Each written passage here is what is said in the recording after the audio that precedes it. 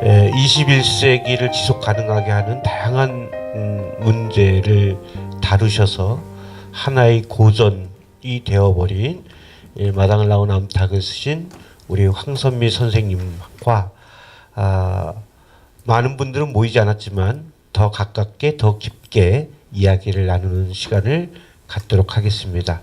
우리 황선미 선생님을 뜨거운 손뼉으로 맞이해 주시면 고맙겠습니다. 어떤 분들이 오시는지를 잘 파악을 못하고 왔다는 생각이 들었어요. 저는 사실은 학생들이, 그러니까 중고등학생들이 이렇게 모이는 자리, 교사들이 이렇게 하시는 자리라서 그렇다고 생각을 했습니다. 근데 학생이 하나도 없어가지고 제가 이제 PPT를 2가지를 보내드렸었어요. 근데 이제 시민도 있고 어린애도 있고 이렇게 말씀을 하셔가지고 어떤 PPT가 좋을까 하다가 이제 조금 초등학생들까지도 이렇게 얘기가 될 수 있는 거를 먼저 보내드렸다가 다시 말씀을 하셔가지고 이제 마당을 나온 암탉으로 제가 다시 좀 보내드렸습니다. 그래서 이것도 이제 책 내용이라기보다는 사실은 이게 제가 스톡홀름 대학교에서 강연하느라고 그때 그쪽에서 이제 한국에서 당신이라는 그 작가가 어떻게 어떤 작가로서 행위를 하고 있는지를 설명할 자료가 필요하다 이런 얘기를 해가지고 그때 만들어서 보냈던 처음으로 사실은 마당을 나온 암탉을 가지고 자료를 만들어 봤거든요. 그래서 그때만큼 요걸 중심으로 만든 게 없어서 요거를 좀 보내드렸었고 그래서 이걸 사용을 하려고 합니다. 네, 사실 마당을 나온 암탉은 선생님께서도 말씀을 해주셨지만 다양한 상징과 다양한 삶의 태도들에 대해서 좀 다루고 있는 이야기이고 모델도 많은 사람들이 이 작가가 여성의 문제, 모성, 그리고 그 자녀에 대한 사랑과 희생과 이런 얘기를 다루고 있다고 많이들 댓글을 달아주셔가지고 저도 좀 놀라고 그랬습니다. 작가의 의도는 사실 그게 아니었는데 댓글이 그렇게 달리다 보니까 그런 것처럼 이렇게 정형화가 되더라고요. 그래서 제가 뭐라고 할 수 있는 내용은 아니죠. 모델이 저분이에요. 아버지입니다. 아버지가 보여줬던 어떤 삶에 대한 태도, 그리고 이제 열심히 살려고 노력을 했으나 열심히 산다고 다 성공하는 것도 아니고 열심히 산다고 인생이 잘 풀리는 것도 아니더라고요. 마당을 나온 암탉의 그 잎삭은 최선을 다해서 살았죠. 그랬음에도 불구하고 얻을 수 있는 것들이 너무 작았고 계속 생각을 해야 됐었고 최후에는 본인이 뭘 원했는지도 몰랐고 마지막 순간에 죽을 때 비로소 좀 깨닫는 참 운이 없기도 했고 남들이 볼 때는 운이 많다고 좋다고 할 수도 있었겠지만 그러나 자기 인생에서 최선을 다해서 살았던 어떤 모델이 하나 필요했었는데 가까이에 그런 삶을 살았던 사람이 있어서 어떤 상황이 됐을 때 이런 경우에 어떤 판단을 내릴까 그거를 저 모델을 보면서 꽤 많이 생각을 하곤 했습니다. 제가 충청남도 홍성에서 살 때 외양간에서 찍은 유일한 고향에서의 사진이거든요. 그리고 이제 제가 전 중학교를 다니지 않았는데 고등학교에 들어가서 처음으로 아버지하고 이렇게 사진을 찍었던 적이 있어가지고 제가 마당을 나온 암탉의 아버지를 참 많이 떠올렸었기 때문에 저 사진을 좀 넣어봤습니다. 사실은 아버지 때문에 제가 책이라는 거를 더 깊게 이해할 수 있었고 또 어른이 아이한테 자기 자식한테 어른이 어른일 수 있는 것 이런 것들에 대해서 생각하게 해준 사람이지 않나 그런 어른들이 많으면 좋겠다 이런 생각도 했었고 많이 배우지 못한 사람이에요.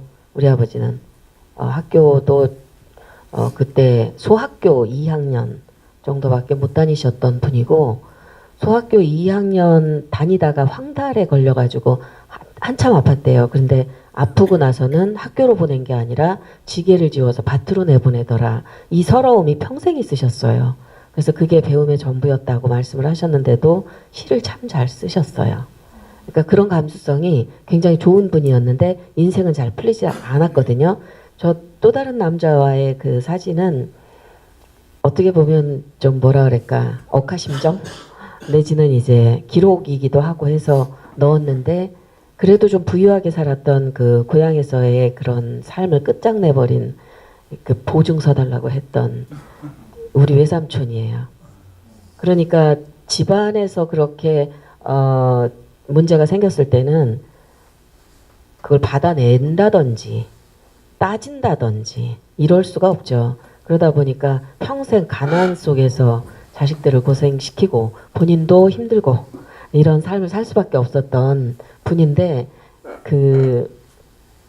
저나 저희 가족한테는 참 힘들게 살 수 있도록 정말 그런데 그게 아이러니하게도 고생길이었는데 그런 시간이 없었다면 자식들을 정말 책임지고 끝까지 가르쳐야 되겠다는 그 아버지의 태도라든지 아니면 제가 문학적 감수성을 키울 수 있었던 어떤 바탕이 되는 고생들, 그러니까 시골에서 보기 어려운 또 다른 삶의 모양들을 제가 경기도 평택이라는 데서 봤거든요. 거기는 가까운데 그 송탄이라는 데도 미군 부대가 있었고 K55가 있었고 K6가 있었거든요. 미군 부대가 두 군데가 있었는데 우리 동네에서 조금 더 가까운데 그 안정리라는 데도 미군 부대가 있었어요. 그래서 가까운데 두 군데 미군 부대가 있다 보니까 보통 다른 중소도시에서 볼 수 없는 이상한 풍경들이 굉장히 많았고 어린아이들도 좀 어울릴 수 있는 애들이 좀 혼혈아들이 많다 보니까 좀 다른 삶도 살 수 있었고 또 다른 생각도 많이 하게 됐고 저는 거기서 정말 벗어나고 싶었어요. 어린 시절에 여기서만 벗어날 수 있다면 하는 그런 생각을 정말 많이 했는데 글을 쓰면서 깨닫는 거는 절대로 도망칠 수 없다는 거랑 그래도 내가 거기서 컸다는 거 그리고 내가 큰 데에는 그냥 큰 게 아니라 문학적 자양분도 거기에서 나오고 있다라는 거를 인정하게 된 그런 시간이라고 할 수가 있습니다. 아버지를 변주해서 모델을 그대로 갖다 쓰는 게 아니라 활용을 해서 썼던 작품들이에요. 저쪽에 있는 게 마당을 나온 암탉 미국 펭귄판인데요. 저건 이제 미국에서 나올 때 우리 그림을 쓰지 않고 일본 여성에게 다시 발주를 해서 저런 몇 개 안 되는 그림이 들어가 있습니다. 저것도 마당을 나온 암탉의 모델 그 닭이 아버지가 모델이고 푸른 개 장발이라고 하는 저 개도 아버지가 모델입니다. 저 작품도 그 영국이라든지 뭐 이탈리아, 그 스웨덴 이런 데서 되게 많이 나왔어요. 근데 거기서도 다른 그림으로 나와 있습니다. 그리고 저 노란 그 표지에 저기에도 노인이 한 사람 등장하는데 그것도 아버지를 모델로 그리고 바람이 사는 꺽다리 집은 청소년 소설로 이렇게 나왔는데 제가 객살이라는 그 안정리 근처의 그 동네에서 어린 시절에 겪었던 그 조국 근대화 시절 그리고 새마을 운동이라는 거가 한창일 때 겪었던 폭력의 시기에 대한 것을 담고 있는 때인데 저 때도 아버지의 모습이 고스란히 나오고 있습니다. 네, 푸른 자전거는 물론 저 첫 작품인데요. 저기에도 아버지가 모델로 나오고 뒤뜰에 골칫거리가 산다는 최근에 쓴 작품이에요. 근데 그 작품에도 노인이 한 사람 등장을 하는데 늘 그 삶이 팍팍한 모습으로만 나오고 그래서 제가 좀 멋있게 좀 등장을 시켜드리고 싶어서 저기서는 좀 성공한 노인으로 그러나 너무 쓸쓸한 그런 모습으로 어쩔 수 없이 담기더라고요. 그러니까 아버지가 암으로 돌아가셨는데 그 쓸쓸함에 대해서 자식이 지켜보는 입장에서는 참 제가 어떻게 해드릴 수 없는 그런 게 너무 강했기 때문에 좋게 좀 풀어드리고 싶어도 솔직히 그게 좀 안 됐습니다. 그리고 이제 또 한 사람 제가 저한테 영향을 미쳤던 그 어른이라고 인정할 수 있는 분이 저희 담임인 적은 없었지만 저한테 마음껏 책을 읽도록 해줬던 다른 교실의 선생님, 독서실 선생님이 저 두 작품의 굉장히 중요하게 등장을 하십니다. 그리고 이제 어린애들이 혹은 학생들이 있을까봐 이제 이런 장면을 좀 넣었던 건데, 저는 지금도 일기를 써요. 6학년 때부터 지금까지 단 하루도 쉬지 않고 일기를 끌어안고 다녀요. 외국에 갈 때도 많은 사람들이 어디에서 힌트를 얻어서 글을 쓰는가, 아니면 어떤 연습을 노력을 하나, 이렇게 할 때는 따로 노력하는 거 없고 그저 일기를 쓴다, 이런 얘기를 하거든요. 근데 일기를 쓰는 게 밥 먹는 것처럼 습관이 돼서 저한테는 골치가 아플 정도로 처리하기 어려울 정도의 일기장이 너무 많아서 나중에는 좀 문제가 될 것 같기는 해요. 근데 어쨌든 그 일기를 쓰는 습관이 저한테는 어린 시절부터 지금까지 아주 그 새겨진 듯이 남은 습관이라고 할 수가 있습니다. 저기에 돈이 조금 보이죠? 옛날 돈인데요. 아버지한테 처음이자 마지막으로 받았던 용돈이라서 쓰지를 못하고 그대로 갖고 있다 보니까 어딘가 일기장 속에 끼어 있을 거예요. 돌아가시는 순간에 저한테 용돈을 주셨습니다. 왜 그제서 주었는지 모르겠어요. 근데 어쨌든 그 용돈은 쓸 수가 없는 돈이죠. 그래서 그냥 그 시기에 어느 갈피에다가 넣어두고 그냥 말았어요. 제가 못 찾는다고 해도 할 수 없죠. 저는 글을 쓰기 위해서 참 여러 가지 시도를 좀 해봅니다. 저기는 이제 어른들이시라 아실까 모르겠는데 삐삐롱 스타킹이라는 작품이 있습니다. 아스트리드 린드그렌이라고 스웨덴의 할머니 작가, 92살까지 살다 돌아가셨는데 국민 작가죠. 그 나라에. 취재를, 작가들한테 그런 게 있습니다. 어떤 작품이 어디를 배경으로 탄생이 됐다라고 하면 한 번쯤 가보고 싶어져요. 그래서 그런 거를 작정하고 한번 가본 적이 있어요.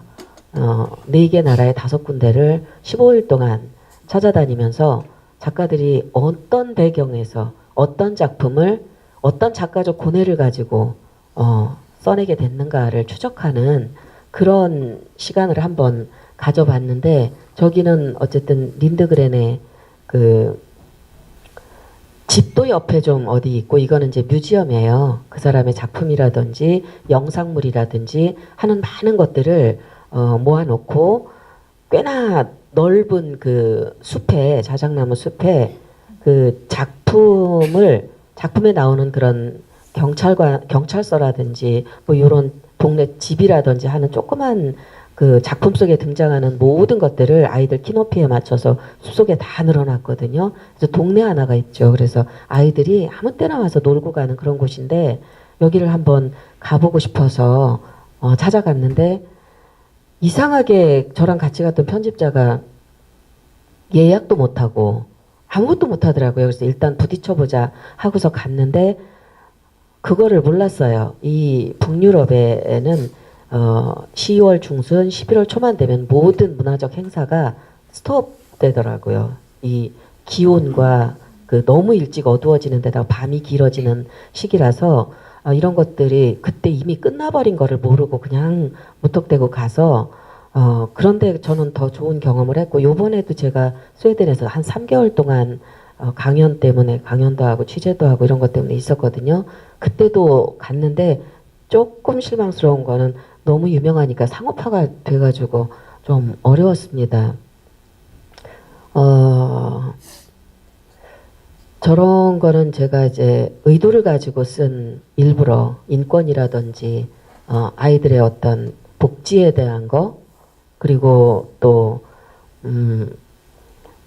제가 저거를 쓸 당시에 요구를 받기를 가정위탁지원센터에 대한 그 시스템, 나라가 가지고 있는 시스템을 홍보하는 그런 그 동화를 하나 써달라라고 요청을 받아서 재능기부 차원에서 11살의 가방이라는 거를 썼어요. 그때 홍보위원이었기 때문에. 그리고 이제 어린이 축구공, 월드컵에서 쓰이는 축구공을 만드는 아이들 얘기, 그런 거, 아이들이 20살도 되기 전에 눈이 멀고 등이 굽어버리고 화학약품 때문에 수천 번의 이 바느질로다가 손이 다 망가지는 그런 것을 제가 알고 이거는 한번 우리 아이들이 정말 그냥 놀이기구 정도로 생각하고 차는 그 비싼 공들이 누가 어떻게 만드는지 지금은 이제 인권단체에서 많이 막기 때문에 그 변화가 있다고는 하지만 그래도 아직도 저런 문제가 있다는 거를 우리 아이들이 좀 공감을 했으면 하는 생각으로 쓴 작품이고요.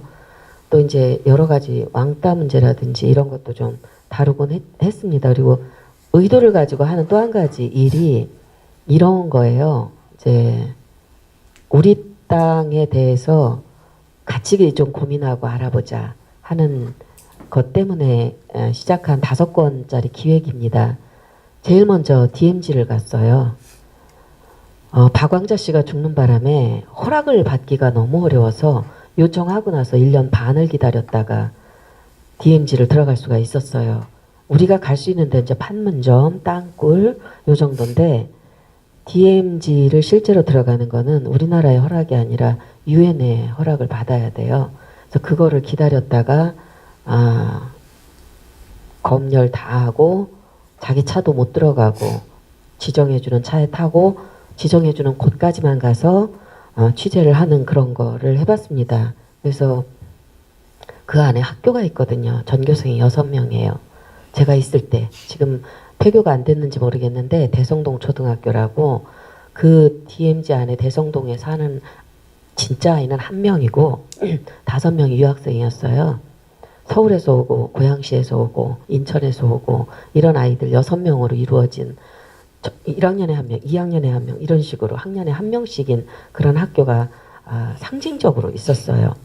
이 학교는 폐교 위기였는데 유엔에서 이 학교를 남겨두기를 바랬기 때문에 그런 조치를 취해서 유엔에서 굉장히 많이 도와주고 영어도 그쪽에서 나와서 가르쳐주고 운동회 할 때 거기서 반 이상 참가해가지고 줄다리기도 하고 같이 뛰고 그러는 거를 제가 가서 봤습니다. 참 이상한 곳이죠. 그런데 제가 놀랐던 거는 진짜 이 휴전선이 다 이럴까 싶을 정도로 철책도 안 보이더라고요. 정말 그 북한의 그 깃발이 130m짜리가 눈앞에서 펄럭인데 너무 무서웠어요. 우리가 이렇게 살고 있구나. 그런 거를 정말 실감을 했고 거기에 들어갈 때 너무 오래 걸렸고 가깝지가 않은 곳이었거든요. 근데 그거를 취재를 다 끝내고 나오는데 가까운 도시까지 차로 25분밖에 안 걸리더라고요. 그렇게 가까운데 우리는 너무 모르고 살죠. 그래서 가능하다면 아이들이 이런 데도 좀 한번 가봤으면 좋겠고 어른들도 관심을 좀 가졌으면 좋겠다. 그런 생각이 들어서 이런 책을 하나를 냈고요. 그 다음에 낸 게 이제 독도에 대한 건데 독도도 우리가 알고 있는 것과 또 가서 자료를 조사하니까 또 너무 다르더라고요. 그래서 이것도 아이들이 좀 제대로 알았으면 좋겠다는 생각이 들어서 독도를 들어가서 관광객은 25분밖에 못 있는데 우리는 이제 1박 2일 원래 2박 3일을 허락받았는데 하루는 배가 못 떴어요. 너무 60일밖에 들어가기가 어렵대요 거기가. 그런데 뭐 우리 땅인데 뭐 그렇게 어렵겠어 이랬는데 진짜로 못 들어가더라고요. 그래서 하루는 울릉도에서 머물고 하루 간신히 들어가서 독도에서 이렇게 머무는데 그 파도 소리가 너무 무섭고 그 밤에도 일본 순시선이 수시로 들어오더라고요. 무슨 짓을 하진 않아요. 그냥 들어왔다라는 걸 알려줘요. 일부러 이렇게 그 경계를 넘어와 가지고 긴장을 유발하고 나가고 또 얼마 있다 또 와서 그러고 이러더라고요. 그래서 왜 저럴까 도대체 그랬는데 자기네가 여기에 이런 식으로 이제 그 관심을 갖고 있고 의사 표시를 한다는 거를 이렇게 일부러 그렇게 한다고 그래요. 그러면 이쪽에서도 비상이 걸리죠. 제가 참 저기 가운데 있는 게 우리 지도가 아니고 일본 지도예요. 그래서 저는 독도는 우리 땅 하면서 막 이렇게 주먹 쥐고 이런 것만 하지 말고 왜 우리 땅인지에 대해서 좀 지도도 저런 것도 좀 한번 일본 지도로 보고 우리나라 거라고 표시되어 있는 근거를 가지고 얘기할 수 있었으면 하면서 저도 많이 공부를 했는데 시간이 지나니까 저도 좀 또 까먹더라고요. 독도에 대해서 깜짝 놀랐던 게 저 삽살개거든요. 우리 삽살개 보기 어려워요. 그런데 그 삽살개 거의 멸종이 됐는데 경북대학교에서 복원을 했다고 제가 기록에서 봤습니다. 저게 사라진 이유가 있어요. 아는 분은 아시겠지만 털이 털이 길잖아요. 저게 이제 독도에서 사라진 게 이제 또 하나 이제 강치라고 하는 바다 생물이 거의 그거는 좀 복원이 아예 안 됐고 쟤는 그래도 전국에서 씨를 말렸던 거를 복원을 해가지고 일부러 울릉도에서 저걸 키워요. 대를 물려가면서 키워서 암수 한 마리씩을 저기다 보내가지고 일본을 보면서 지져라 하는 그런 뜻에서 저기다 놓습니다. 그리고 금방 걔들은 금방금방 세대 교체가 되니까 근데 이제 걔가 왜 그렇게 사라졌느냐면 전쟁 때 일본 대동아 전쟁 때 군복에 필요했대요. 저 털이. 그래서 저거까지 다 잡아다 들여가지고 전쟁에 사용을 했다고 합니다. 털을. 근데 제가 스웨덴에서 저거를 이거 똑같이 강연했거든요. 스톡홀름 국제도서관에서 했는데 강연이 끝나고 다른 행사를 하고 왔는데 사서가 저한테 어떤 일본 여자가 당신을 만나려고 기다리고 있다. 만나겠느냐고 물어보는 거여서 괜히 겁이 나더라고요. 이 여자가 뭘 따지려고 그러나? 여기서 독도는 니네 땅 우리 땅 하면서 싸워야 되나? 되게 좀 긴장을 했어요. 그래서 조그만 여자가 기다리고 있더라고요. 이거 발표하는 날 자기가 여기 있었대요. 근데 얘기를 좀 하고 싶었다. 그런 얘기를 하더라고요. 그래서 무슨 얘기를 하고 싶으냐고 물어봤더니 책을 하나 가지고 왔더라고요. 그러면서 이제 설명을 하는데 이제 통역이 이제 이렇게 해주니까 그 여자가 하는 말을 뭐 간간히 알아들었다고밖에 할 수가 없는데 그 여자가 보여주는 게 어떤 개에 대한 얘기였어요. 근데 우리나라에 번역은 안 된 책이더라고요. 근데 거기에 그런 내용이 있었어요. 그 전쟁 때 우리 땅에서도 하다못해 고양이 털까지 다 필요했다. 그래서 많은 개와 고양이가 거기에 희생됐다라는 그 내용이 들어있는 그림책 하나를 가지고 왔는데 미안하다는 얘기는 안 하고 매우 슬픈 시기였다. 이런 얘기를 하더라고요. 그래서 어머 아베하고 똑같은 태도를 갖고 있구나. 그런 생각이 좀 들었습니다. 그래서 독도에는 물이 없어요. 근데 그 옛날에 물이 나는 땅이 동도가 있고 서도가 있는데 계단을 엄청나게 가파른 계단을 올라가면 물이 그래도 솟아나는 데가 있어서 항아리를 쥐고 다니면서 해녀들이 거긴 그 당시 해녀가 있었거든요. 해녀들이 그 물을 길어다 먹고 이렇게 했다고 그러더라고요. 제가 그때 가슴이 아팠던 건 뭐냐면 독도 경비대라는 젊은이들이 있어요. 울릉도에 이제 부대가 있고 교대로 여기에 와가지고 이제 경찰이 지켜요. 군인이 지키는 게 아니라. 그래서 왜 군인이 지키지 않고 경찰이 여기 있느냐라고 물어보니까 이게 이제 우리 땅이라는 암시래요. 그러니까 국군을 두는 게 아니라 경찰을 두는 건 이거는 내치의 문제다라고 본다는 거예요. 그래서 일부러 경비대를 뒀다고 하더라고요. 근데 저기에 300~400명 정도의 배가 들어오거든요. 큰 배가. 근데 그거를 정박할 만한 시설이 없어요. 정말 놀랐던 게 우리나라 기술이 그게 없는 게 아닌데 왜 그런 시설조차 안 만들까 의아할 정도로 배가 들어오면 경비대가 그 가파른 계단을 정신없이 뛰어내려가야 돼요. 그리고 밧줄을 배에서 던져주면 쭉 서 있는 경비대 대원들이 몸에다 밧줄을 걸고 배를 잡아당기더라고요. 근데 저는 너무 이상한 장면이 가슴이 되게 많이 아팠어요. 여전히 그래요. 왜 그렇게 힘든지 그게. 그 다음에 제주도를 만들었습니다. 그리고 이제 그 다음에 서울을 만들고 마지막이 백두산인데 백두산은 지금 너무 가기가 어려운 데가 됐어요. 우리는 여행을 가는 게 아니라 취재를 가기 때문에 그곳에 누군가의 도움으로 여러 군데를 다녀야 돼요. 백두산이라면 역사적인 현장을 많이 다녀야 되겠죠. 그런 경우가 참 위험하대요. 취재진이 제일 많이 위험하다 그러더라고요. 그래서 외교부에서 자제를 시키고 있어요. 그래서 못 가고 있습니다. 나올지 안 나올지는 모르겠어요. 제주도도 사실은 전 잘 몰랐어요. 제주도는 뭐 귤 나는 데고 관광하기 좋은 데고 국제 도시고 이런 정도로 제가 알고 있었는데 가서 보고 나서 이 귤도 일본에서 들어온 거고 원래 그 땅의 귤은 되게 조그맣대요. 근데 이제 교배라든지 아니면 다른 거 들어와서 이제 교배가 되면서 좋은 품종이 나오고 그렇다고 들었습니다. 그럼에도 불구하고 로얄티가 엄청나게 나간대요. 한라봉도 우리 게 아니에요. 그게 모두 다 로얄티가 나가는 거라는 걸 알고 깜짝 놀랐습니다. 귤은요, 성균관의 학생들이 진상품으로 받을 정도로 오래된 역사를 갖고 있지만 제주도 사람들은 못 먹는 과일, 진상품이기만 하고 그거에 양을 채우지 못하면 폐형을 받았대요. 그래서 그 굉장히 그 슬픈 나무, 그래서 아예 나무가 죽으면 그런 진상도 안 해도 되니까 일부러 막 죽이기도 하고 그랬다고 합니다. 그 후에는 이제 대학나무가 돼서 집에 귤나무 몇 개만 있으면 자식을 대학까지 가르칠 수 있다 해가지고 이제 효자나무라고는 했지만 지금은 이제 먹을 게 너무 많다 보니까 저걸 가지고 있는 농가가 소득이 없다고 그래요. 저는 이제 뜻밖의 여기에서 이제 물론 사상도 있고 그렇긴 하지만 여기를 취재를 하면서 종자가 새로운 전쟁의 씨앗이구나 하는 거를 알게 됐습니다. 그래서 우리가 생각보다 이 부분에 대해서 아는 것도 없고 교육도 잘 되지 않고 그런데 이 종자 전쟁이라는 게 눈에 보이지 않는 실제로 골드시드 프로젝트라는 게 있더라고요. 그 종자를 확보하기 위한 그 물밑 작업, 노력 이런 것들을 제가 그때 그래도 조금 알고 이거에 대한 관심도 좀 많이 있으면 좋겠다 이런 생각을 하게 됐습니다. 그래서 저도 글을 쓰면서 엄청나게 배워요.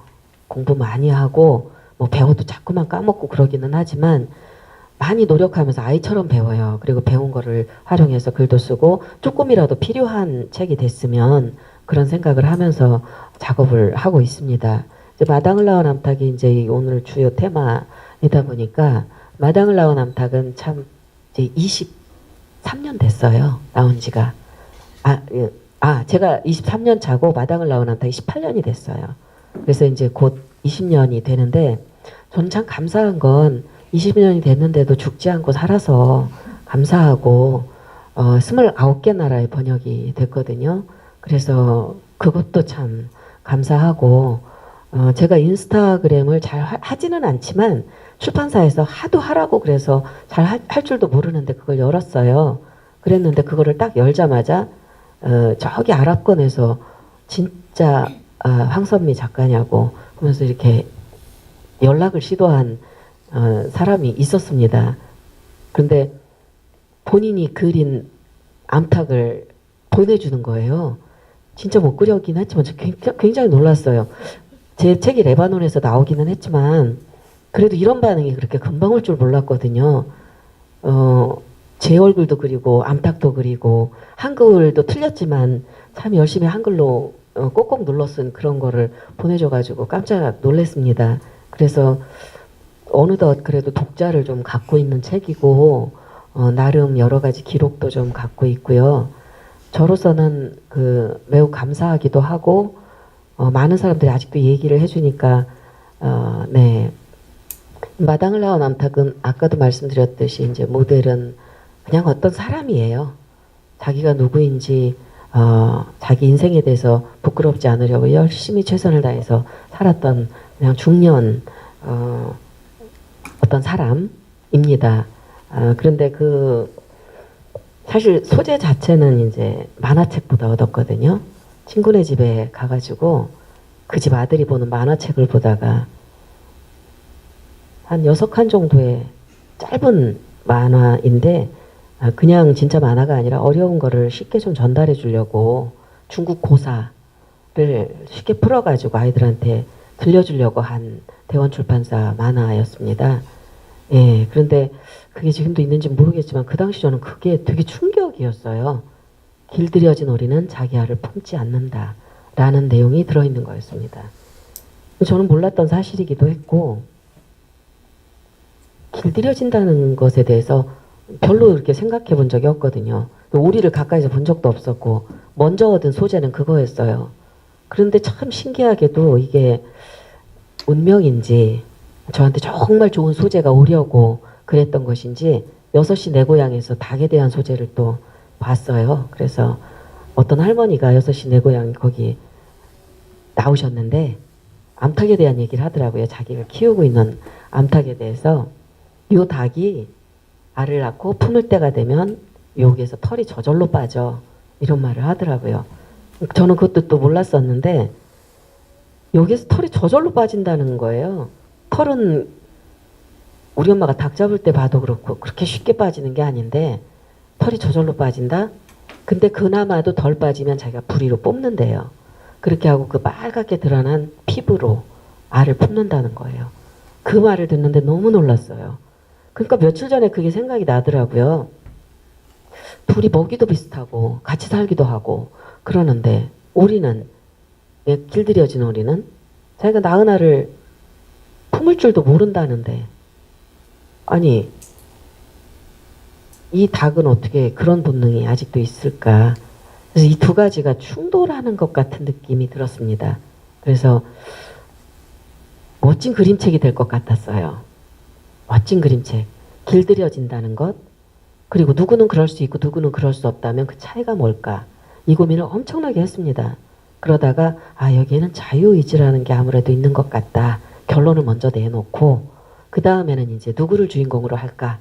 그래서 오리를 먼저 소재를 얻었지만 얘보다는 그래도 본능이 있는 걔가 조금 더 할 얘기가 있을 것 같더라고요. 그래서 걔를 주인공으로 설정을 하고 이야기를 써내려가기 시작했습니다. 생각보다 빨리 썼어요. 고민은 한 3달 정도 했는데 쓰는 거는 뭐 1달 조금 더 걸렸던 것 같아요. 그래서 머릿속에 이야기집이 확실하게 생기고 나니까 쓰는데 어려움은 없더라고요. 그런데 안 풀리는 곳이 한 군데 있었어요. 앞부분에. 원래 제가 주인공 이름을 잎사귀라고 했었거든요. 잎사귀는 이러면서 주어로 썼는데 잎사귀라는 주어와 아카시아 나무 잎사귀가 한 문장에서 구별이 안 되게 정말 어렵게 안 풀리는 데가 있었거든요. 그래서 그 부분에서 이렇게 좀 문장이 불필요한 것들이 너무 많아지기도 하고 지우고 다시 써도 역시나 마음에 안 들고 이래서 고민을 참 많이 했고 앞으로 나아가지를 않았었는데 제가 그 당시 전라도 광주에 살고 있었거든요.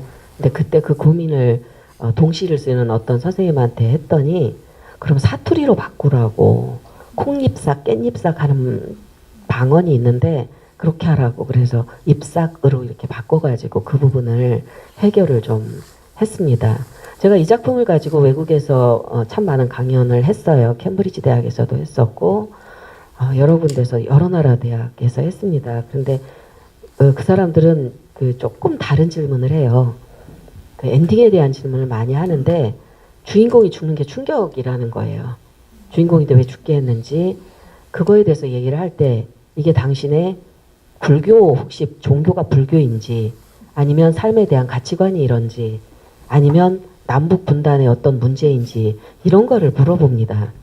그리고 뭐 이 어머니가 자식에게 보여주는 이 태도가 한국의 교육 현실과 어떻게 연관성이 있느냐 이런 얘기도 또 물어봐요. 그 사람들은 한국인과 이렇게 얘기를 많이 할 기회가 없다 보니까 이제 이런 뉴스를 통해서 볼 수 있는 한국적인 것들을 연결을 이렇게 하는 것 같더라고요. 그래서 참 뜻밖의 질문을 받을 때가 많아서 좀 당황하기도 하고 그러는데 어쨌든 늘 공부를 좀 해야 한다는 생각을 하죠. 당황을 많이 합니다. 엉뚱한 질문 이런 것들 때문에. 그러나 어쨌든 좀 주인공이 죽는다는 것에 대해서는 이상한가 봐요. 자신들의 어떤 생각에서 볼 때 이게 이제 한국에서 좀 뭐랄까 자연스럽게 접하는 이야기의 마무리인가 이렇게 좀 생각을 하는 것 같기도 하고 그렇습니다. 혹시 뭐 마당을 나온 암탉에 대한 거라든지 궁금한 게 있으시면 답을 해드리도록 하겠습니다. 너무 점잖으셔가지고 제가 막 등에서 진땀이 납니다. 어찌 보면 폐쇄된 공간은 아니잖아요. 닭장이라는 거에 비해서는. 근데 왜 마당을 나오리라고? 그게 이제 문법적으로는 틀렸어요. 그죠? 마당이라는 공간에는 을을 붙이면은 안 되죠. 여기에서 나왔으니까 이제 처속격을 붙이던지 이렇게 해야지 되는데 마당은 사실은 열려있는 것 같지만 길들여진 공간이에요. 사람이 만든 공간이죠. 거기는. 그리고 거기는 규율이 있어요. 그리고 통제가 되는 공간이죠. 사람의 공간이에요. 거기는 사람에 속한 짐승이 살아도 사람에게 속한 짐승들이 살고요. 사람의 어떤 영향력이 엄밀하게 미치는 공간이죠. 그래서 이 처속격을 마당에서 나온 암탉하고 여러 번 고민을 좀 했습니다. 잎사귀라는 암탉 이렇게도 붙였다가 근데 마당에서 나온 암탉이 이게 딱 입에 붙지를 않아요. 그래서 마당을 나온 암탉 하면서 누군가 이거에 대해서 이렇게 틀렸다라고 얘기를 하면 마당이라는 공간에서만 나오는 게 아니라 이 길들여진 공간에 대한 어떤 편견에서도 벗어난다라는 뜻을 담고자 이렇게 했다라고 좀 얘기를 해야 되겠다라고 제목 붙일 때 이미 좀 마음을 먹고 있었습니다. 이 작품을 쓸 때는요. 이야기가 처음에 문제가 없던데 문제가 생기면서 작품이 시작돼요. 여러 가지 우여곡절을 겪고 문제가 해결돼서 마무리가 되죠. 처음도 어떻게 보면 시작 전에 평온한 상태가 있었고 끝날 때도 그걸 추구해요. 그런데 처음에 그 평온과 마무리의 그 평온은 다릅니다. 이 과정에는 성장이라는 게 있었어요. 이야기의 성장이 있고 독자의 성장이 있습니다. 작가는 이야기를 성장시키고 독자는 그것을 읽으면서 다른 지점에 와 있게 의도를 그렇게 갖고 글을 씁니다. 여기서 가장 중요한 것들이 이제 캐릭터죠. 인물, 사건, 배경이라고 할 수 있는 그 캐릭터가 굉장히 중요합니다. 서사의 요소에서. 근데 인물은 말할 것도 없이 여기에 나와 있는 애들이고 중요도가 어떻게 이제 분배가 됐느냐 이 차이가 있을 뿐 다 중요하죠. 근데 누가 더 많은 역할을 갖게 되느냐 여기에 따라서 주인공이 되고 조연이 되고 이러는데 공간도 바뀌어요. 여기에서는 처음에 닭장이라는 아주 작은 폐쇄된 공간, 그 다음에는 걔가 꿈꿨던 다른 공간, 바라보기만 했던, 근데 여기 객이라는 게 있거든요. 닭장에서 얘가 밖에 보이지 않는 자리에 있었으면 꿈이라는 걸 못 꿨을 거예요. 근데 우리가 어떤 것을 바란다는 것은 분명히 어떤 시작점이 있어요.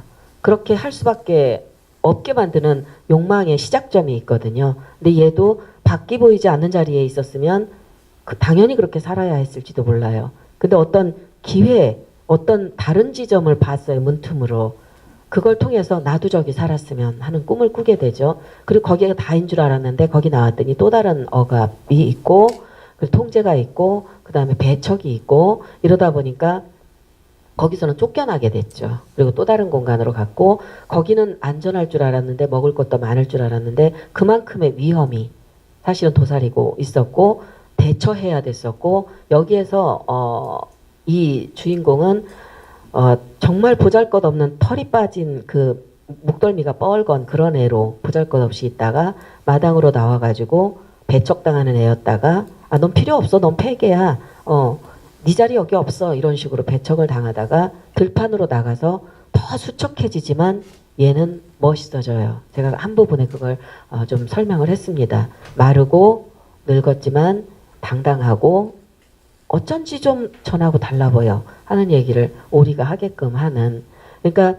자기가 많은 문제와 부딪히고 자기를 지켜내고 자식도 지켜내고 하는 이런 과정 속에서 성숙해진다는 거를 좀 그런 말을 쓰지 않고도 하고 싶었어요. 그 다음에는 자식을 통해서 배웠어요. 자기 자식은 자기가 보호해주고 자기가 뭔가 먹을 것도 좀 챙겨줘야 되고 자기가 이제 좀 보호자라고 생각을 했으나 어느덧 보니까 얘는 자랐고 얘는 내가 하지 않았던 것까지 하는 걸 봐요. 그게 바로 난다는 거죠. 나는 연습.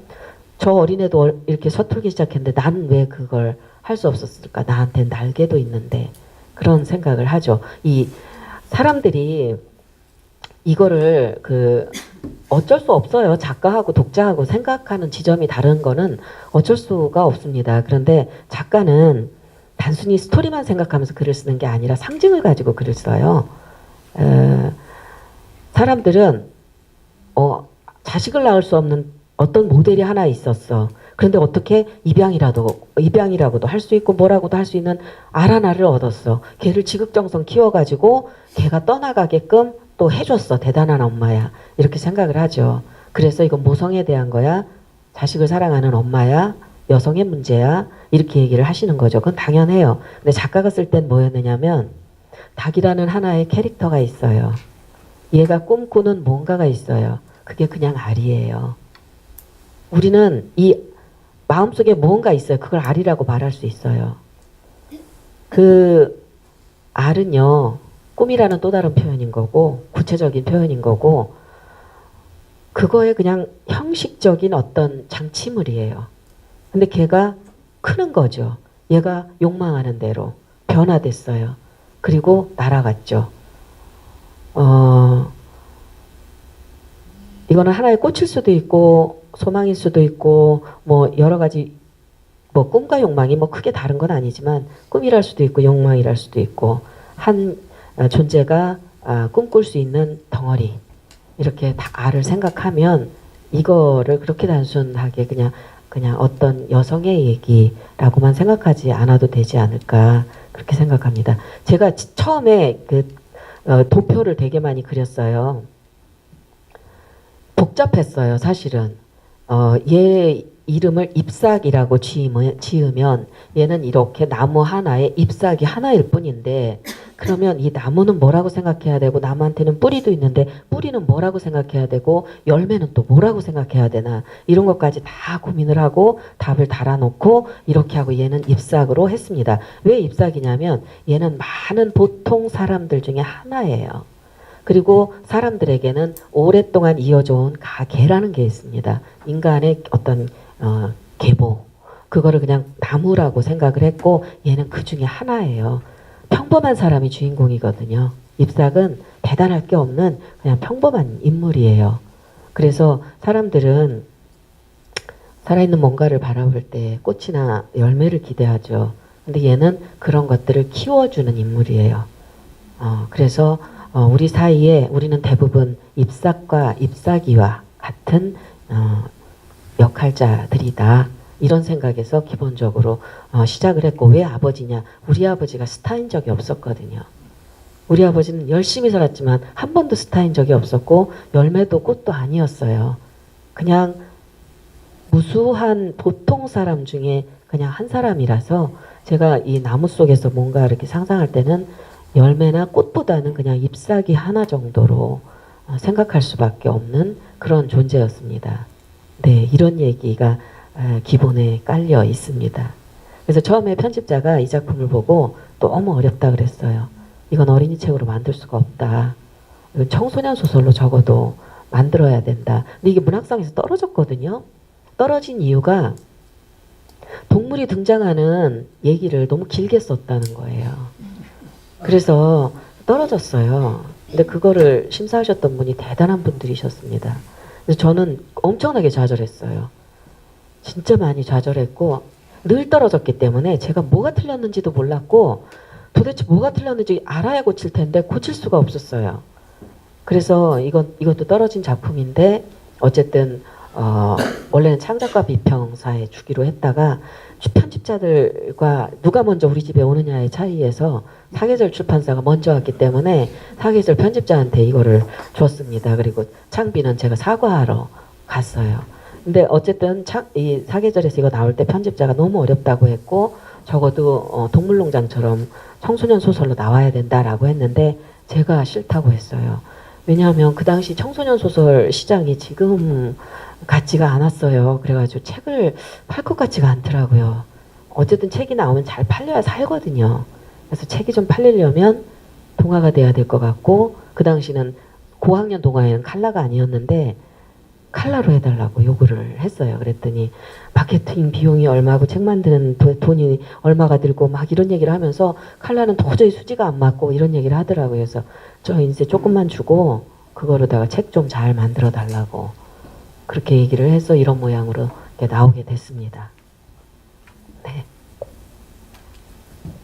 그 이름 잎사귀라는 이름은 충분히 이제 설명을 해줘서 알겠는데 그럼 왜 초록인 건가요? 네. 얘는 초록이는 영화에서 나온 이름이 초록이고요. 책에는 초록 머리예요. 저는 여기에 등장하는 애들 이름 다 의미가 있습니다. 잎삭은요, 아까 말씀드렸듯이 그냥 평범한 사람 내지는 생명을 뜻해요. 얘가 있어야 나무가 살아요. 얘는 광합성 작용을 하고 얘가 늙어서 떨어져야 거름이 되고 다시 태어나서 숨 쉬어야 나무가 살죠. 그래서 얘가 상징하는 바는 태어나고 늙고 태어나고 성장하고 늙고 죽는다 썩는다 이거예요. 그래서 생명의 사이클입니다. 얘가 가지고 있는 의미는 이거예요. 그 다음에 또 하나의 주인공이 쪽제비예요. 저는 쪽제비를 쓸 때 계속 사냥꾼이라고 썼어요. 먹이사슬 중에 먹이사슬은 다 사냥으로 이루어져요. 얘는 암탉보다 위에 있죠. 포식자죠. 그래서 가장 밑에 많은 군들이 아니라 가장 꼭대기의 포식자라서 죽음을 상징해요. 그래서 살아있는 모든 것들의 가장 최고의 사냥꾼이 죽음이죠. 그래서 얘는 하나는 생명이고 하나는 죽음이에요. 그래서 양쪽에 안타고니스트, 프로타고니스트 놔두고 이야기를 시작을 했습니다. 그리고 이제 초록머리는요. 초록이 뜻하는 우리의 그 일반적인 이미지를 따라갔어요. 초록색이 갖고 있는 어리다, 건강하다, 그리고 저는 거기다 초록 머리까지 붙여서 영민하다는 뜻을, 얘는 소원을 이룰 것이다. 이런 뜻을 가지고 시작을 했습니다. 그리고 이제 개가 나오죠. 개는 문지기예요. 계속 문지기라고 했어요. 문지기는요, 몸의 반은 안에 있고 몸의 반은 바깥에 있어요. 약자에게는 한없이 강하고 강자한테 넙죽 엎드리죠. 그게 주인이죠. 그래서 얘는 하여튼 문에 이렇게 걸쳐 있는, 그래서 얘는 변질이 돼요. 역할이. 그리고 사실은 센 것 같지만 세지도 않아요. 비굴한 데도 좀 있죠. 이중인격자 같은 면을 제가 얘한테 상징어로 줬습니다. 그리고 이제 나그네가 있죠. 얘는 여행자인데요. 나그네는 원래 떠나는 자예요. 머물 수가 없어요. 죽죠. 근데 슬퍼요. 가야 되는데 날개 다쳤거든요. 그러니까 못 가는 애죠. 되게 일찍 죽잖아요. 슬픈 캐릭터이고 오리들도 의미가 있습니다. 얘들은 당당하게 말하는 법이 없어요. 시끄럽게 떠들기만 해요. 그래서 여론이라고 생각을 했습니다. 또 하나 수탉 있죠. 수탉은 우리 민화 속에 수탉의 이미지는 떠오르는 태양이에요. 관을 상징해요. 벼슬이. 그래서 얘는 계속 그걸 주장을 해요. 자기 어떤 대단한 가계에 대해서 목소리를 크게 내고 감히 너 같은 족속이 막 이런 식의 태도를 갖고 있죠. 그래서 얘는 권위를 상징합니다. 별 의미도 없는 권위. 그걸 가지고 있죠. 그리고 이제 마당에서 살고 있는 아주 복스럽게 생긴 암탉은 그냥 평범한 어떤 이쁜 아줌마 정도로 제가 생각을 하고 글을 썼습니다. 이름도 좀 그렇게 써놓는 이유가 있어요. 그렇게 어차피 이거 사람 얘기거든요. 그리고 사람이 등장하면 어른 얘기가 돼요. 소설이 돼야 돼요. 근데 동화로 풀어야 되기 때문에 어려운 얘기라서 동물을 등장시켜서 아이들도 좀 친숙하게 느끼고 얘기도 좀 재밌게 좀 넉살을 좀 부려보고 싶은 생각에 이런 식으로 상징어를 정해놓고 글을 썼습니다. 근데 독자들은 이런 얘기까지는 하는 걸 못 봤어요. 사실은 그냥 작가가 계산한 설정들이에요. 네. 저 아까 말씀하실 때요, 그 질문을 왜 주인공을 죽였냐 또는 주인공이 죽었느냐라는 질문을 받으셨다고 했잖아요. 근데 그때 뭐라고 대답하셨는지. 모델이 죽었거든요. 우리 아버지가 암 환자였어요. 저걸 쓸 때. 제가 할 수 있는 걸로 아버지를 좀 기억하고 싶었어요. 만약 그림 그렸으면, 그림 그릴 줄 알았으면 그림으로 아버지를 기억할 수 있는 그림을 하나 그렸을 거예요. 우리 아버지가 암이 나와서 기적적으로 살았으면 얘도 살았을 거예요. 근데 그 당시에 저는 대전제가 그 해에 딱 하나밖에 못 썼는데 어차피 살아있는 모든 것들은 결국 언젠가 죽는구나 이거였습니다. 그래서 이 죽음이 가치 있게 하려면 어떻게 해야 될까 그 생각을 했고, 이 죽음이 누군가의 배고픔을 덜어주는 거로다가 변주를 해서 썼습니다. 살아있는 누군가에게 죽음도 그런 식의 가치가 되면 좋겠다. 남아있는 사람들에게 도움이 됐으면 좋겠다가 여기서 먹이로 나왔습니다. 네. 그러면 저희 아이가 제 기억에 유치원 때예요. 6살 때인가 7살 때 안산 문화예술의 전당에서 마당을 나온 암탉을 공연을 했어요. 연극으로. 근데 이제 그걸 보고 나오면서 우리 딸이 되게 펑펑 울었거든요. 독제비가 너무 나쁘다고, 잡아먹었다고. 그래서 제가 족제비도 먹고 살아야 해서 어쩔 수가 없는 거라고 그냥 그렇게 설명을 하고 넘어갔던 적이 있는데 지금 이제 강연을 듣다 보니까 생각이 났어요. 근데 지금 앞에 선생님께서 질문을 하신 걸 보니까 얼추 답이 나왔는데 그 다른 결말은 생각을 안 하시고 그냥 글을 쓰셨던 거네요. 네. 해피엔딩. 이건 저는 불행한 엔딩이라고 생각 안 해요. 해피엔딩이 반드시 승리하고 살아남아야 해피엔딩이 아니죠. 아이의 입장에서 예. 해피엔딩은 살아야 되는 게 해피엔딩이라서. 네, 그렇죠. 네. 어떻게 읽느냐의 차이인데요. 저는 이걸 소설이라고 생각하고 썼습니다. 사람 얘기라고 생각하고 썼고요. 저는 기본적으로 동화에 아이들을 위한 글이라고 생각하고 쓰진 않아요. 문학을 하고 있을 뿐이라고 생각합니다. 어떤 소재를 다루는데 어떻게 할 것이냐의 차이가 있다고 보고요. 아이를 위해서 이렇게 엎드리는 글은 쓰지 않아요. 그냥 제가 선택한 소재에 최선을 다해서 하고 있고 어떤 인물을 등장시키느냐에 따라서 거기에 맞추는 문장과 단어와 말을 찾아내려고 애를 써요. 그래서 많은 사람들이 동화 그러면 어린이를 위한 글 이렇게 생각하지만 누구나 읽을 수 있는 게 동화예요. 그래야 된다고 생각해요, 저는. 근데 캐릭터에 보면은요, 잎사귀보다는 그 나그네의 아버지다운 모습이 더욱더 많이 투영돼 있죠. 근데 이제 그 선생님의 아버님의 모습이 나그네에 주로 투영이 되어 있을 건데, 그러면 그 입사 캐릭터에 나오는 그 수많은 이 모성애라든지 그다음에 그 한부모 엄마로서의 이런 캐릭터라든지 이런 것들을 어떻게 취하시는지 모르겠습니다. 제가 대학 시절에 융의 심리학에서 아니마와 아니무스라는 것을 배운 게 기억이 났습니다.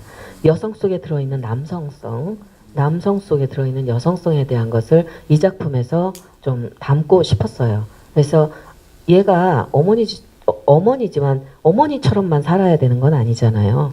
그리고 우리 속에도 제 속에도 남성성이 있고요. 남성들에게 이거는 이제 쉽게 말하면 호르몬 문제이기도 해요. 여성 호르몬. 남자는 오로지 남성 호르몬만 있는 게 아니잖아요. 네, 그것을 한번 좀 이렇게 희화시켰다고 할까요?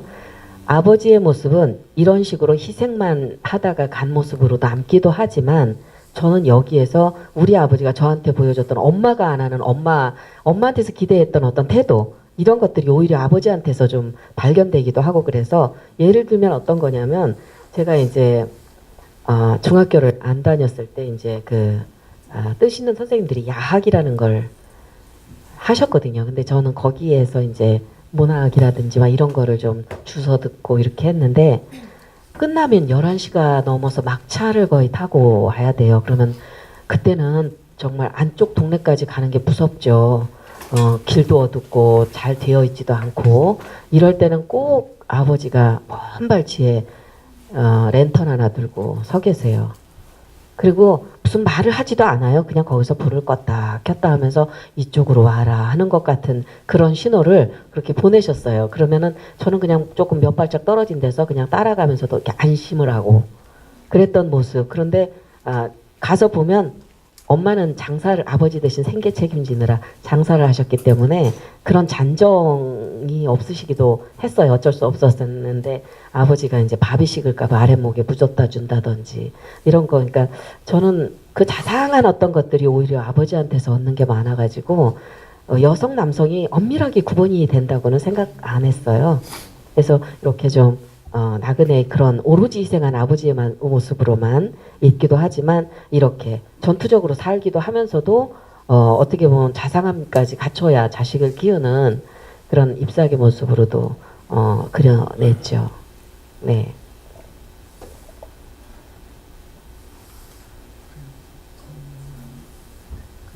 저는 마당을 가온 악착은 아니고 나쁜 어린이 표라는 동화를 어렸을 때 진짜 광적으로 좋아해서 달달 외워서 엄마한테 말해주고 그렇게까지 빠져들었던 적이 있었는데요.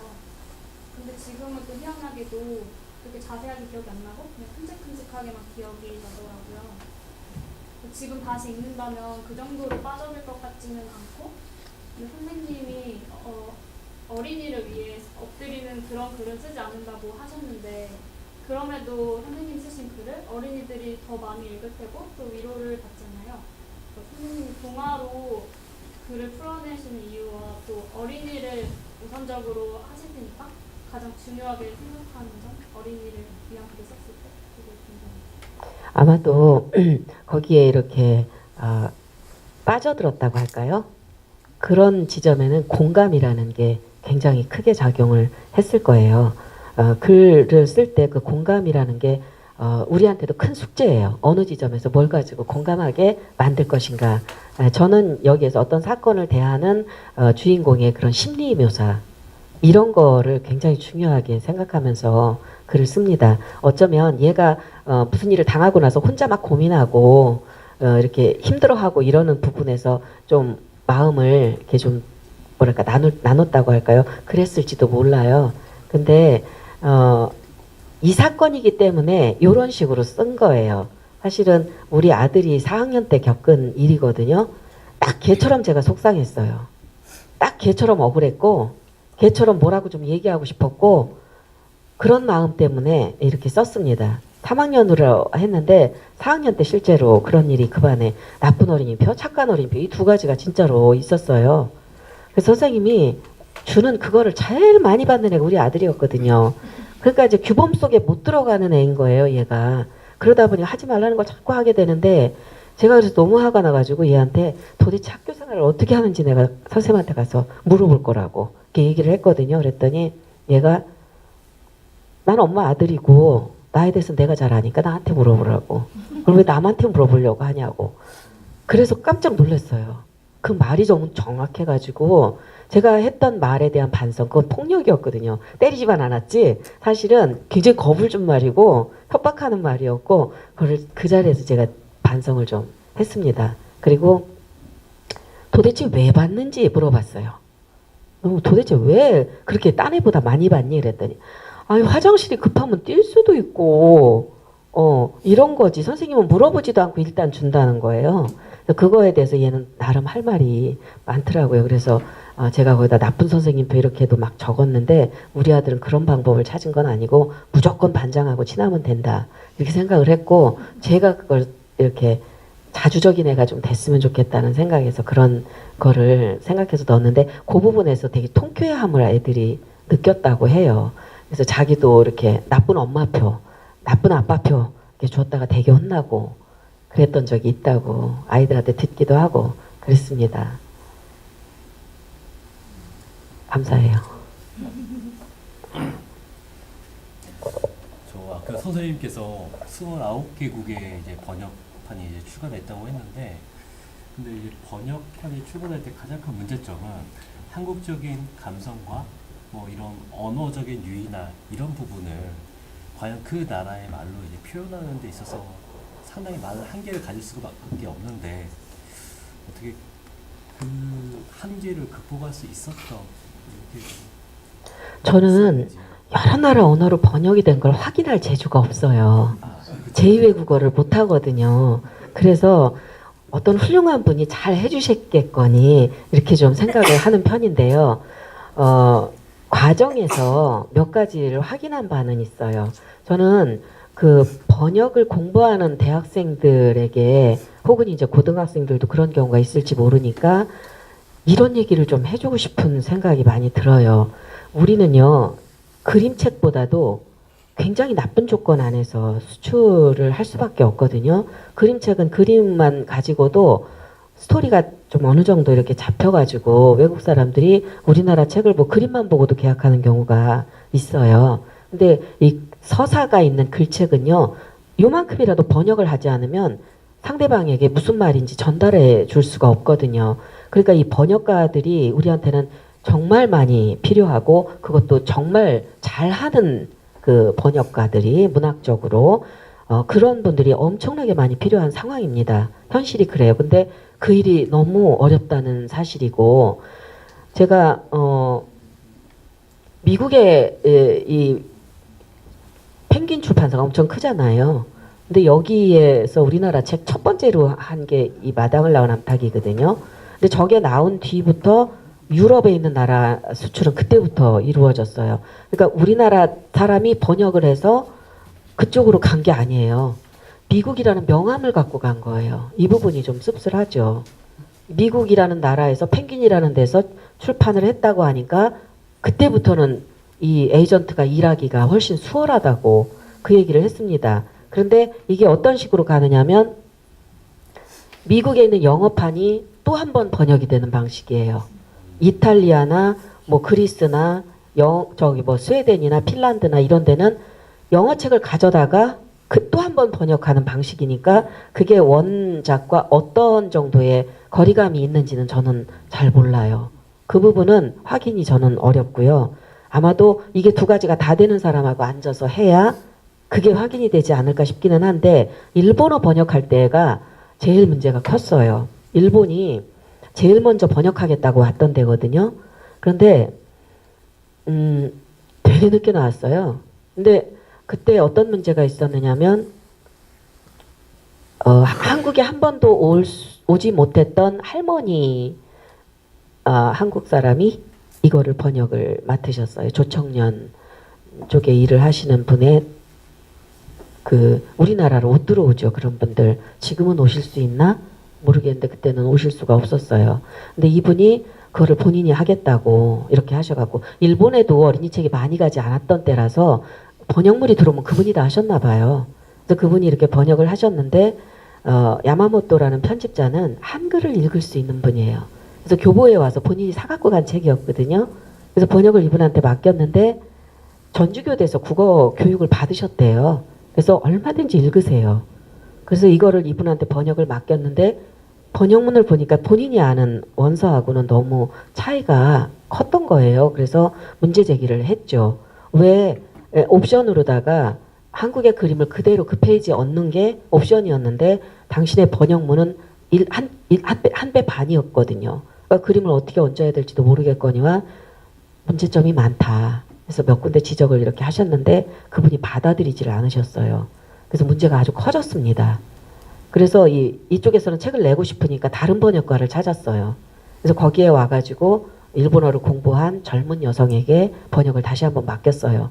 그때부터 법적 문제까지 끌고 가는 굉장히 심각한 문제가 벌어졌고 아사히 신문에서 저한테 인터뷰 요청이 전화로 왔어요. 그래서 저는 무슨 일인지를 잘 몰랐기 때문에 대답을 제대로 하질 못했고 다만 인터뷰하기 싫다라고 했거든요. 근데 작가가 일본에서 책이 출간되지 않을 것을 염려하여 인터뷰하기 싫다고 했다라고까지 나오면서 기사가 실렸습니다.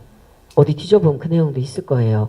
근데 그게 그 후에 이제 그분의 첫 번째 번역하셨던 분은 두 번째 번역한 사람하고 안면이 있는 사람이었는데 이분에게 두 번째 번역 의뢰가 들어올 줄 모르고 번역문을 보여주고 서로 좀 그랬나 봐요.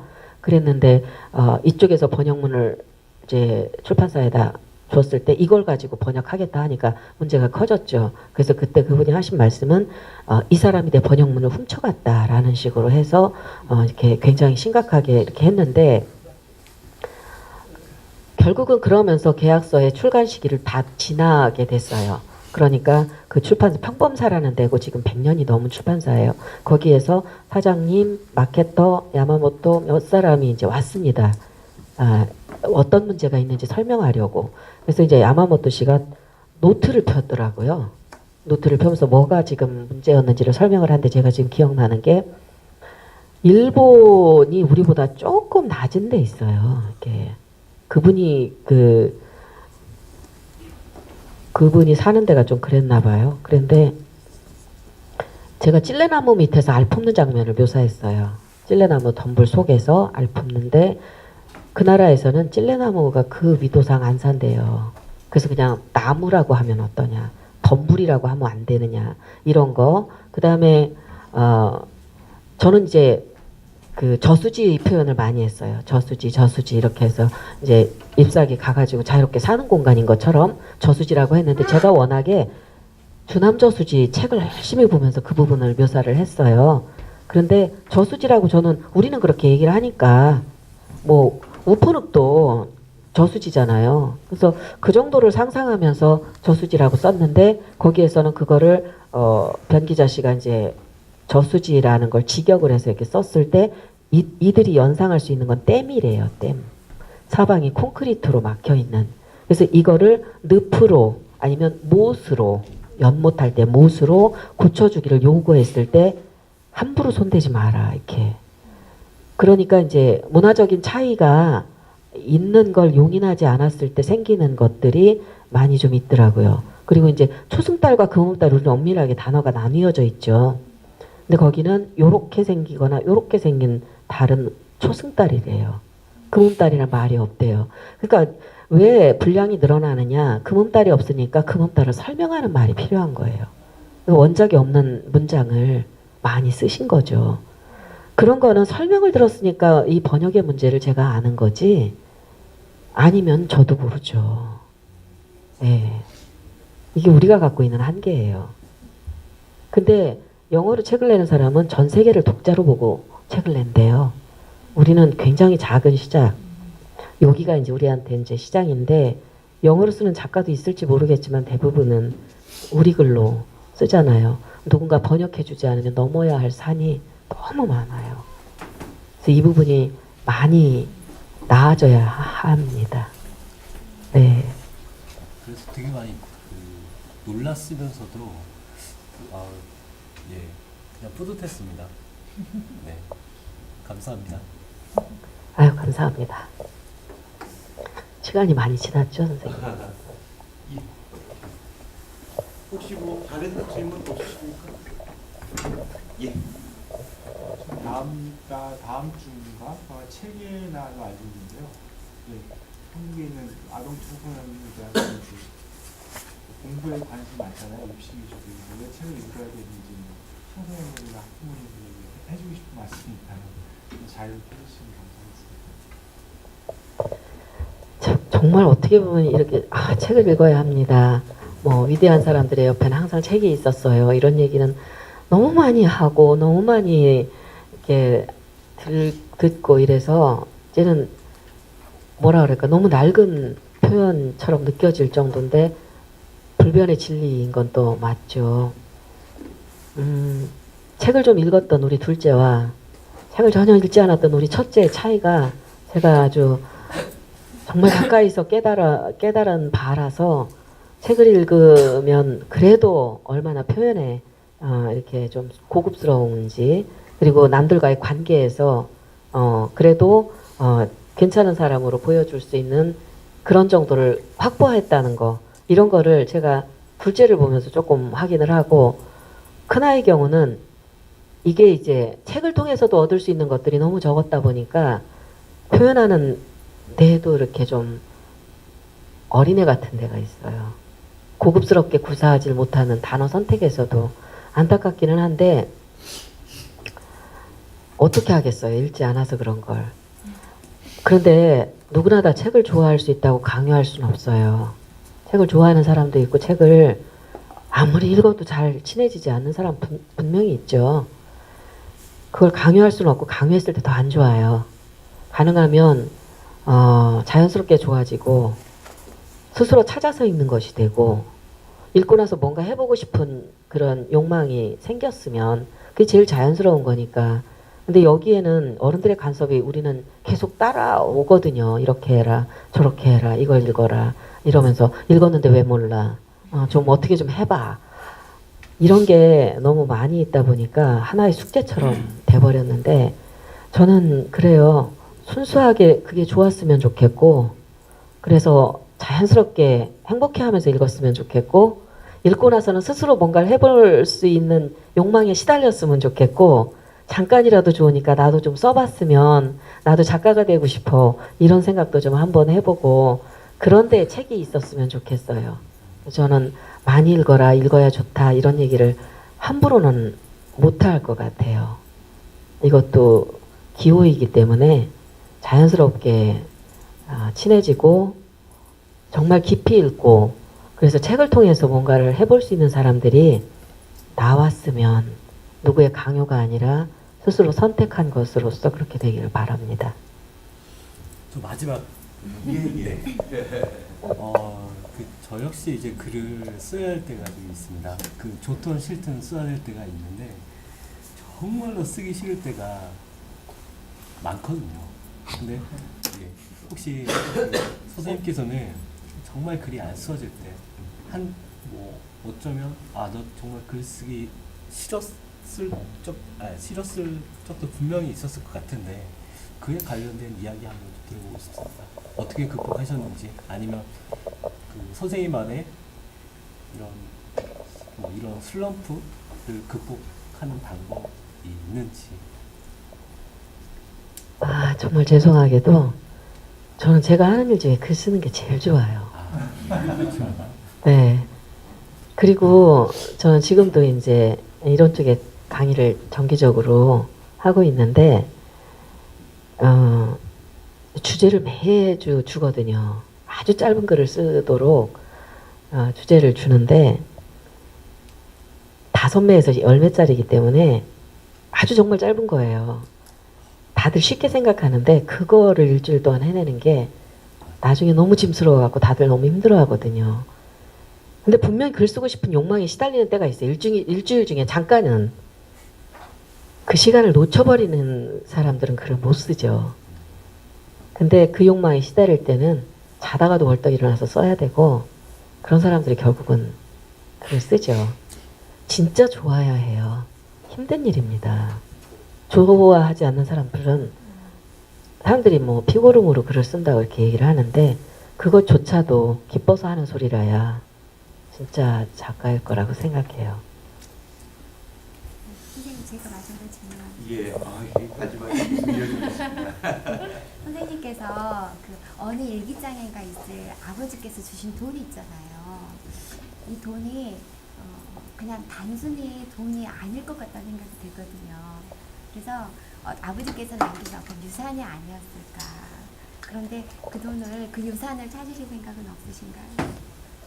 그러면 그 박스를 다 뒤져가지고 일기장을 넘겨봐야 되는데 이거 쉽지 않을 것 같아요. 어딘가 있겠죠. 잘 있겠죠. 예. 아이들에게 유산으로 아이들에게? 찾으면 될 거야. 그런가요? 네, 그래서 그 엄마의 생각은 일기를 읽어볼 수 있게 해서 책 읽는 기쁨을 첫째가 누리면 좋은 내용만 있는 게 아니라서 좀 마음을 다짐을 좀 해야 그거를 해보라고 할 것 같아요. 저는 선생님이 조금 많이 어려우시겠지만 그걸 찾으시는 게 더 좋지 않을까. 제 개인적인 생각입니다. 네, 그러겠습니다. 찾아볼게요. 네. 제가 그 이야기를 들으면서 얼마나 우리 또 선생님에게 문학을 배우고 그런 친구들은 행복할까 또 고통스럽기도 할까 이런 생각이 있습니다. 대부분 이제 문창가에서는 이게 고전이라고 하는 작품을 필사하기도 하고 그런다고 하는데 첫 번째 필사하게 만드는 작품은 어떤 작품이신지 또는 나에게 배우는 아이들에게는 이것만큼은 반드시 시킨다 이런 게 있으면 우리 선생님들이 글쓰기 참 쉽지 않은 과제거든요. 그 노하우를 조금 전수해 주십시오. 저는 학생들을 가르치진 않아요. 학교를 그만둔 지 예대에 있었던 게 한 10년 정도 되고요. 제가 해외 레지던스를 하려면 학교를 그만둬야 되더라고요.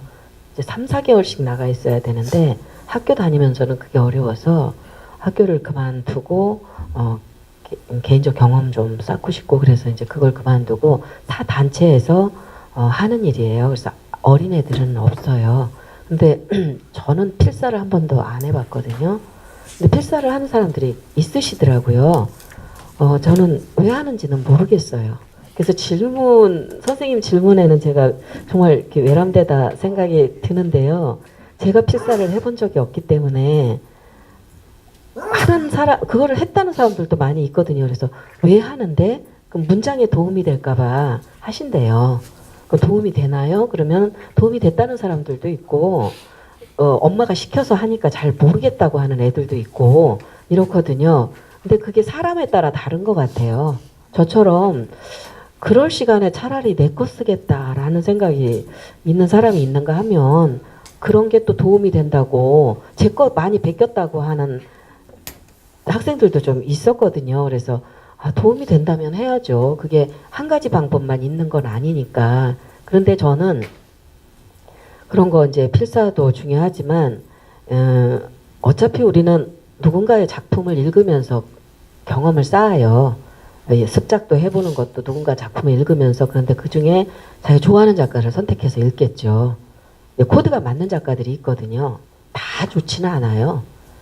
근데 그렇게 읽으면서 너무 많이 거기에 빠져버리면 아류밖에 못 써요.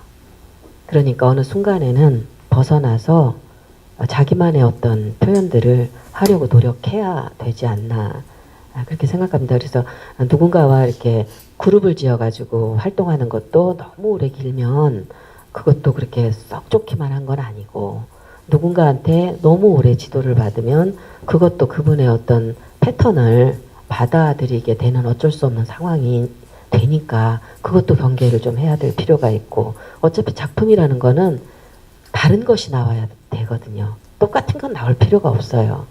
그러니까 늘 새로운 생각해야 되고, 세상에 자기 하나밖에 없으니까 꼭 자기다운 것을 써낼 수 있으려고 노력을 해야 되지 않을까, 이렇게 생각합니다.